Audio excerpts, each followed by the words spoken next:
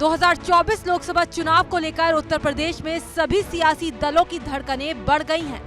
जहां बीजेपी 80 सीटों के लक्ष्य को हासिल करने के लिए सारे तिकड़म आजमा रही है, वहीं सपा भी फुल एक्शन मोड में है। पिछड़े, दलित और अल्पसंख्यक को ज्यादा भागीदारी देने की रणनीति पर एसपी काम कर रही है। गठबंधन होने की स्थिति में 35 लोकसभा सीटों पर एसपी का पूरा फोकस है। इन सब के बीच पार्टी कार्यकर्ताओं में जान फूंकने के लिए सपा का प्रदेश के जिलों में प्रशिक्षण शिविर भी चल रहा है। इसी के मद्देनजर फतेहपुर पहुंचे सपा अध्यक्ष अखिलेश यादव ने अपने प्रशिक्षण शिविर के बारे में जानकारी देते हुए बीजेपी पर हमला भी बोल दिया।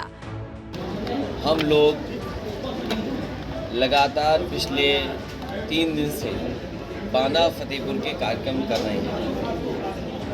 बांदा लोकसभा फतेहपुर जिले के अंदर जो लोकसभाएं आती हैं, उन क्षेत्रों के कार्यकर्ता जो बूथ स्तर के हैं और जिस तरीके से हम लोगों ने संगठन को बांटा है, सेक्टर में, बूथ में, जोन में, या संगठन जो हमारा संविधान कहता है उसके हिसाब से सभी कार्यकर्ताओं को एक साथ शिविर में प्रशिक्षण देने का काम कर रहे हैं। और इसलिए दे रहे हैं क्योंकि आने वाले समय की जो चुनौतियां हैं वो हमारे कार्यकर्ता जाने और उन कार्यकर्ताओं के माध्यम से उन चुनौतियों के बारे में जनता तक पहुंचाएं। यूँ तो हम लगातार इस बात को लगातार कहते हैं कि लोकतंत्र को खतरा है, संविधान को खतरा है, बाबा साहब भीमराव अम्बेडकर जी ने जो अधिकार दिए हैं उनको खतरा है। लेकिन जिस तरीके से भारतीय जनता पार्टी काम कर रही है, न केवल खतरा है, आने वाले समय में हो सकता है वोट देने का अधिकार भी ये सरकार छीन ले। अखिलेश ने कहा, हो सकता है आने वाले दिनों में वोट देने का अधिकार भी ये सरकार छीन ले। आगामी लोकसभा चुनाव में समाजवादी पार्टी कितने लोकसभा सीटों पर चुनाव लड़ेगी, इस सवाल पर अखिलेश यादव ने मीडिया से कहा कि हम मिलकर इसकी रणनीति तय करेंगे। हालांकि उन्होंने रायबरेली से इंडिया गठबंधन का प्रत्याशी लड़ाने का जरूर दावा किया। उनकी सरकार बनने पर रायबरेली के विकास के लिए क्या किया जाएगा, इसके जवाब में उन्होंने कहा, हमारी सरकार आने पर यहाँ ट्रिपल VIP हो जाएगा। 2024 लोकसभा चुनाव में क्या तैयारी देखिए, ये हम लोग आने वाले समय में रणनीति तय करेंगे। मैं जानता हूँ कि अगर कोई बात ऐसी कह देंगे तो उसके लिए आपकी खबर दिल्ली से लेकर के जाने कहाँ पहुँच जाएगी। लेकिन इंडिया गठबंधन का प्रत्याशी यहाँ लड़ेगा। 2024 का चुनाव जो है भैया, आप आएंगे उत्तर प्रदेश में, खास करके रायबरेली की मैं बात करूँगा। आपको 5 में से 4 सीटें दिया था समाजवादी पार्टी को रायबरेली में, इसमें माननीय विधायक भी शामिल है। तो क्या समाजवादी पार्टी आने वाले रायबरेली क्योंकि पहले से ही VIP है, फिर एक और V लग गया, उसमें VVIP हो गया। हमारी सरकार बना दो, हम ट्रिपल VIP कर देंगे। इस दौरान पूर्व CM अखिलेश यादव ने प्रदेश के मुख्यमंत्री योगी आदित्यनाथ को झूठा करार दे दिया। मीडिया से अपील करते हुए कहा, आप भी जनता को बताइए, ये मां गंगा की कसम खाकर झूठ बोलते हैं। की बात मत माना करो, बहुत झूठ बोलते हैं। देखो ऐसा है, अब आप उनकी बातें मत मानो और मैं आपसे भी अपील करता हूँ कि जनता को आप भी समझाइए कि जो भगवान की कसम खा के झूठ बोलते हो, माँ गंगा मैया की कसम खा के झूठ बोला जाए।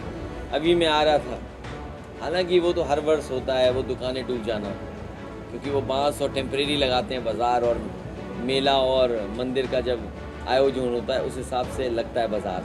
लेकिन क्या गंगा साफ़ हो गई? माँ गंगा साफ़ हो गई? आप उसको सोचो।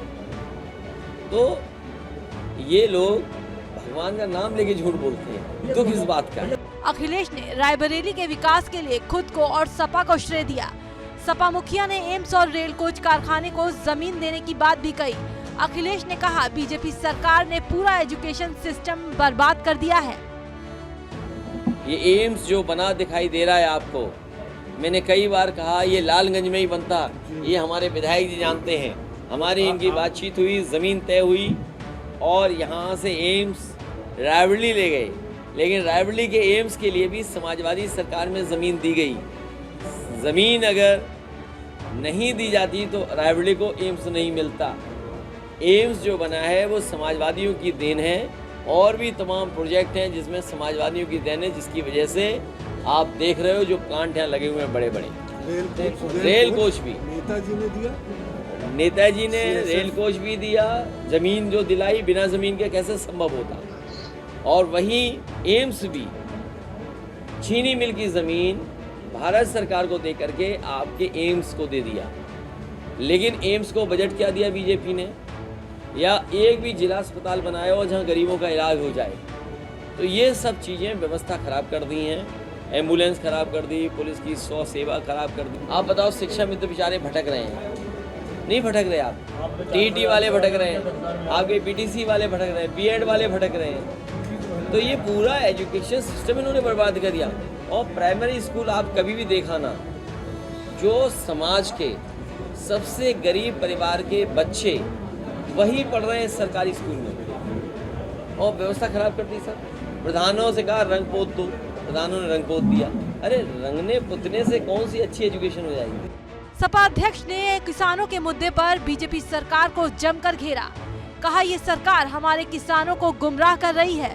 साथ ही अपनी सरकार आने पर किसानों के लिए विशेष सुविधाएं मिलने का वादा भी कर गए अखिलेश। अभी भी किसान को और किसान के घर में वो खुशहाली नहीं पहुंची जो पहुंच जानी चाहिए। गन्ना के किसानों का बकाया है, गेहूं की खरीद नहीं हो पाई, मक्का में कोई कीमत नहीं मिली, आने वाली फसल जो धान की उसकी कोई तैयारी नहीं है। तो ये तमाम चीज़ें उन्हीं के परिवार का बेटा घर बैठा है, नौकरी नहीं, रोजगार नहीं, उसकी खुशहाली के लिए इन्होंने रास्ते नहीं खोले। और बिजली का बिल कितना आ रहा है? जो गरीबों को रिफाइंड तेल दिया गया था वो मिलावट वाला था, 2-2, 3-3 तेल मिला दिए थे। 100 रुपए के अनाज पे वोट मांग रहे हैं, हमारे किसान को गुमराह कर रहे हैं। सम्मान राशि, ये सम्मान राशि इसलिए दी जा रही है जिससे किसान को खुशहाली ना आए। अगर इन्हें खुशहाली लानी है तो उसकी पैदावार की सही कीमत दे दें। आय दोगुनी हो तो पैदावार की कीमत देंगे लोग, तो ये कीमत दे नहीं रहे उनकी। बिजली का बिल दे रहे, मीटर लगा दिया, हर घर में हर किसान को हज़ारों का बिल देना पड़ रहा है। तो ये खुशहाली के रास्ते पे नहीं ले जा रहे हैं। समाजवादी पार्टी, इंडिया गठबंधन, पीडीए को साथ लेकर के खुशहाली का रास्ते पर ले जाने का काम। न केवल नलकूप, मैं समझता हूँ किसानों को विशेष सुविधाएं हमेशा मिलनी चाहिए। समाजवादी पार्टी थी तो फ्री सिंचाई कर दी थी, मंडी में खरीद शुरू कर दी थी। ये एम्बुलेंस भी जो है ये किसानों के लिए है। ये जो 100-112 हो गई, ये भी गरीबों किसानों के लिए है। हमें बिजली में सुविधा देनी पड़े या अन्य सुविधा देना पड़े, समाजवादियों को जब भी मौका मिलेगा हम किसानों को विशेष सुविधाएं देंगे। फिलहाल अखिलेश यादव ने मिशन 2024 के लिए अपनी पूरी ताकत झोंक दी है। पार्टी कार्यकर्ताओं से मिलना, उनको लोकसभा चुनाव जीतने के गुर सिखाने के साथ बीजेपी को हराने के मंत्र भी अखिलेश यादव खूब दे रहे हैं।